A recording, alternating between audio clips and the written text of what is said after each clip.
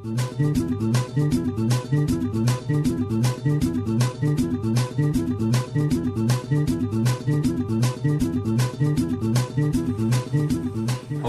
I'm Greg Pisecki, and you're watching the Oakland Normal News. Before we start with the news, we'd like to thank Michael Pierce up in Canada for all his help submitting articles to the Oakland Normal News. Thanks a lot, Michael. We really appreciate your help. Now, a sad story indeed from Florida. Parents blame Tallahassee police in death of Pinellas woman. By Stephanie Gary, St. Petersburg Times staff writer, Saturday, May 10, 2008. Irv Hoffman and Margie Weiss wondered Friday how their only child went from police informer to murder victim. Rachel Hoffman, 23, who grew up in Pinellas County, recently graduated from Florida State University, was found dead in a rural area near Tallahassee 2 days after she disappeared while helping police with a narcotics investigation. On Friday evening, her parents gathered with friends in their daughter's Tallahassee apartment. They rallied against the Tallahassee police for putting their daughter in harm's way and then blaming her for getting killed. It's like sending a lamb into the den with lions, said Irv Hoffman, 58, of Palm Harbor. Before Rachel Hoffman disappeared, Weiss remembered getting a call from her daughter, who planned to come home for Mother's Day. She asked me to pray for her, Weiss said. She said she was going to do something that was dangerous. Hoffman's parents wondered why police allowed a young girl with no police training to make such a dangerous rendezvous. So far, many of their questions have gone unanswered. Last year, Hoffman was charged with felony marijuana possession. Then she failed to appear in court. Her parents think she felt pressured to help police to clear her name. According to the Tallahassee Democrat, police announced Friday that Hoffman faced multiple felony charges when she agreed to pose as a buyer.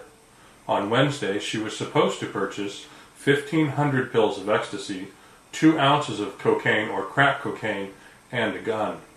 Police said she didn't follow protocol, leaving officer supervision to go with Andrea J. Green and Danilo Bradshaw, now suspects in her disappearance and her death.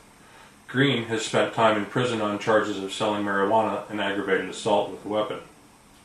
Unfortunately, Rachel chose to ignore precautions established in a previous briefing as well as the direction of her case agent, Police Chief Dennis Jones said. The Florida Department of Law Enforcement arrested Green and Bradshaw on Thursday in Orlando, according to the Democrat. On Friday, they led police to Hoffman's body and were charged with armed robbery and kidnapping. A graduate of Countryside High School in Clearwater, Hoffman majored in psychology at FSU. Later, she realized her passion was cooking and planned to go to culinary school in Arizona.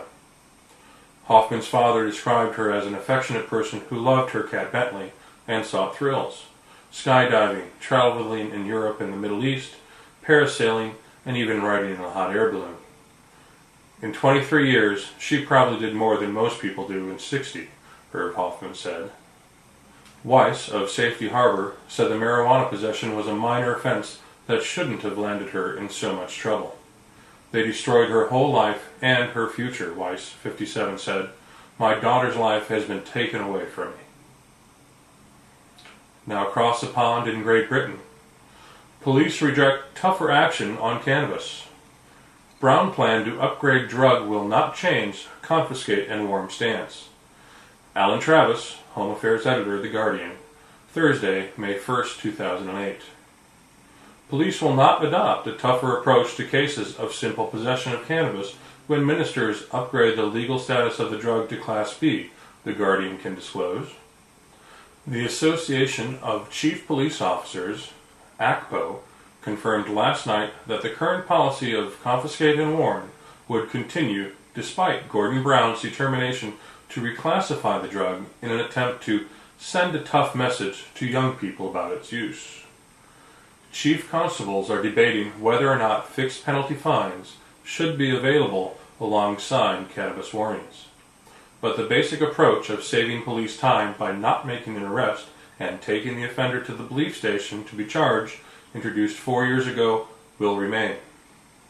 Before cannabis was downgraded to Class C in 2004, 58% of possession cases formally dealt with by police ended in arrest and formal caution, while 42% were taken to court.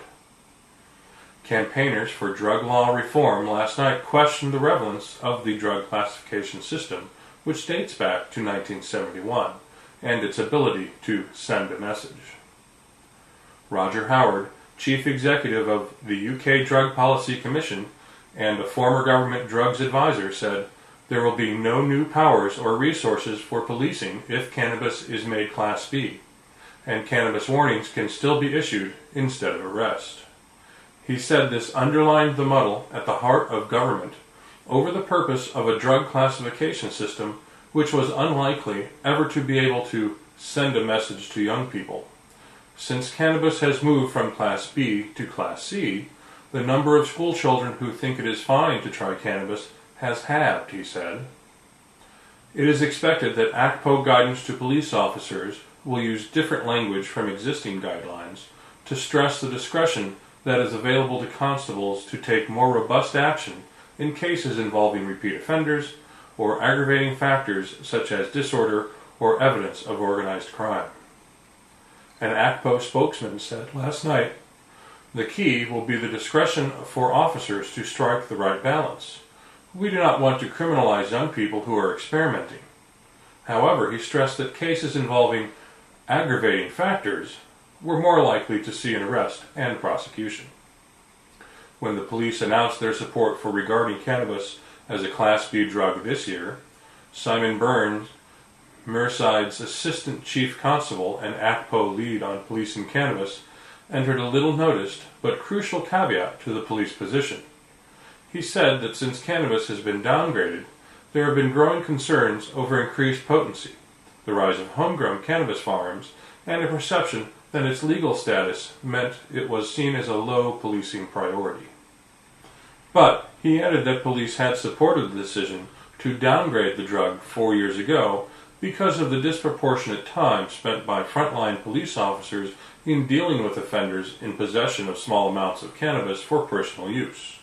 Should the decision be taken to reclassify cannabis to a Class B, ACPO believes the service should retain this flexibility in dealing with instances of possession on the street, including the discretion to issue warnings in appropriate circumstances.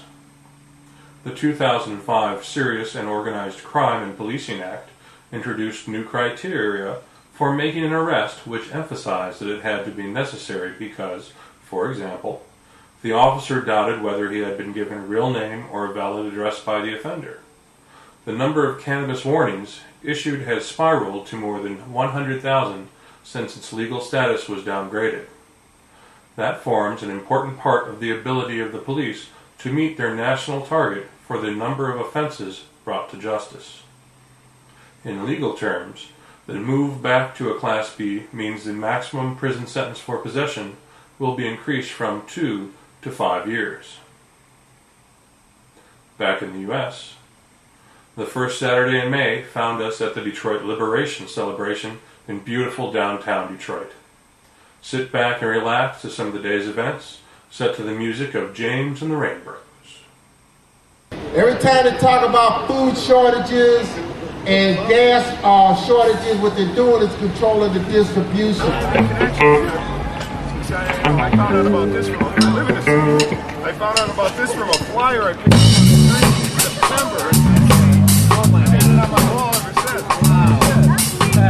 And I'm in town because, well, it's being town for this, but it's saying my son works.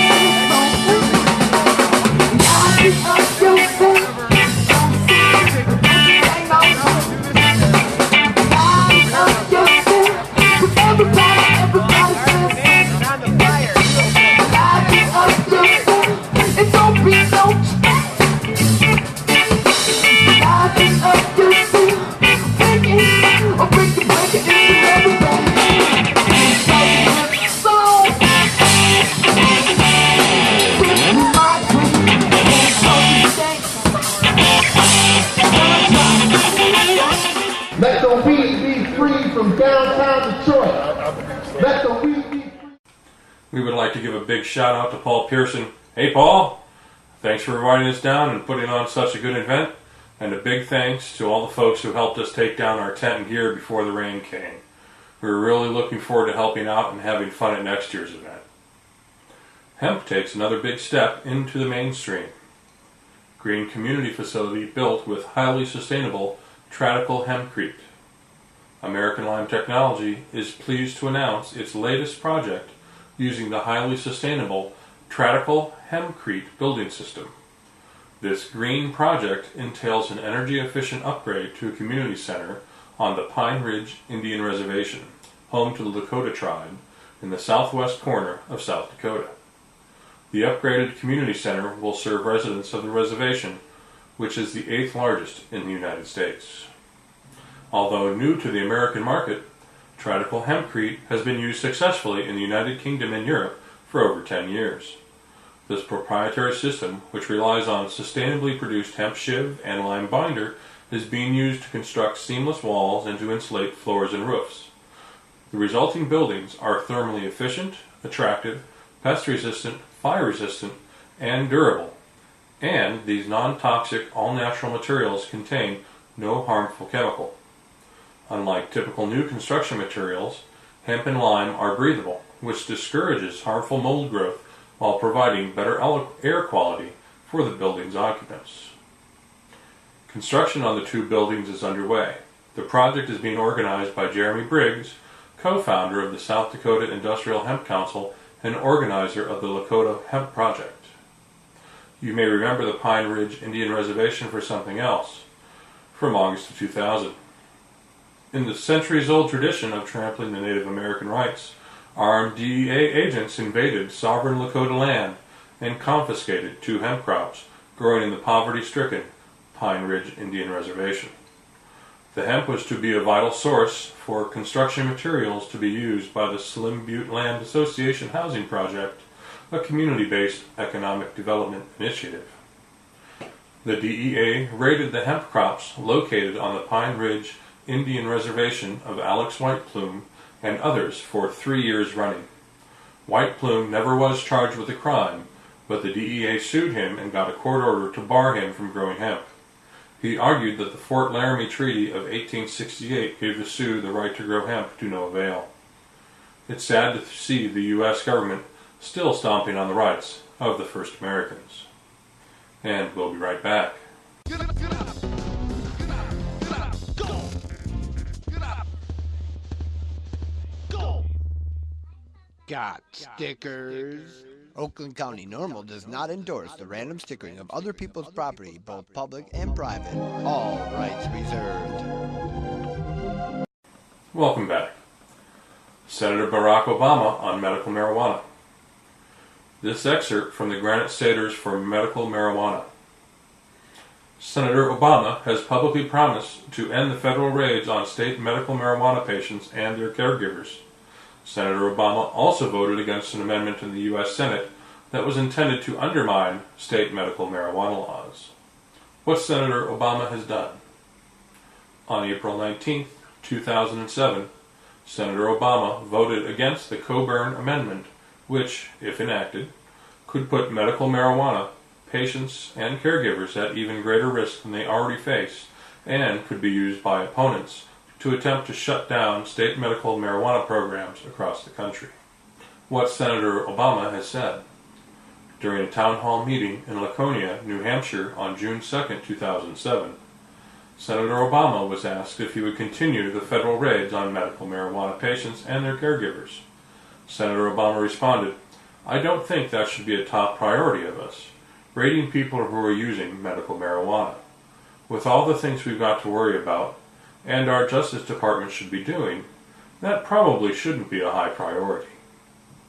On July 21, 2007, at a town hall meeting in Manchester, New Hampshire, a GSMM staffer asked Senator Obama if he would end the raids. Senator Obama replied, "The Justice Department going after 6 individuals, using this as a palliative instead of going after serious criminals, makes no sense." Less than a month later, on August 13th, while at a town hall meeting in Nashua, New Hampshire, he was asked by GSMM staffers if he agreed with the 81% of New Hampshire Democrats who believe that the federal government should end the raids on medical marijuana patients and caregivers. Senator Obama responded, "You know, it's really not a good use of Justice Department resources."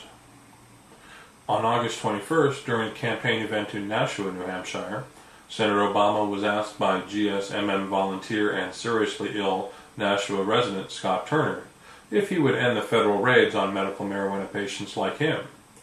Senator Obama replied, "I would not have the Justice Department prosecuting and raiding medical marijuana users. It's not a good use of our resources." And most recently, from the San Francisco Chronicle on May 12, 2008, voters in legislatures in the states from California to Nevada to Maine have decided to provide their residents suffering from chronic disease and serious illnesses like AIDS and cancer with medical marijuana to relieve their pain and suffering, said campaign spokesman Ben LeBolt. Obama supports the rights of states and local governments to make this choice, though he believes medical marijuana should be subject to U.S. Food and Drug Administration regulation like other drugs, LeBolt said. He said the FDA should consider how marijuana is regulated under federal law while leaving the states free to chart their own course. Obama would end DEA raids. LeBolt also said Obama would end U.S. Drug Enforcement Administration raids on medical marijuana suppliers in states with their own laws. That's the Oakland Normal News for now. I'd like to thank Mikey Evans for letting me sub for him while he finished up his degree. And I'll leave you with this quote from Harry J. Anslinger, America's first drug czar. "There are 100,000 total marijuana smokers in the U.S., and most are Negroes, Hispanics, Filipinos, and entertainers. Their satanic music, jazz, and swing result from marijuana usage. This marijuana causes white women to seek sexual relations with Negroes, entertainers, and others." That was Harry J. Anslinger's testimony to the U.S. Congress supporting the Marijuana Tax Act of 1937. I'm Greg Pisecki, and you have been watching the Oakland Normal News.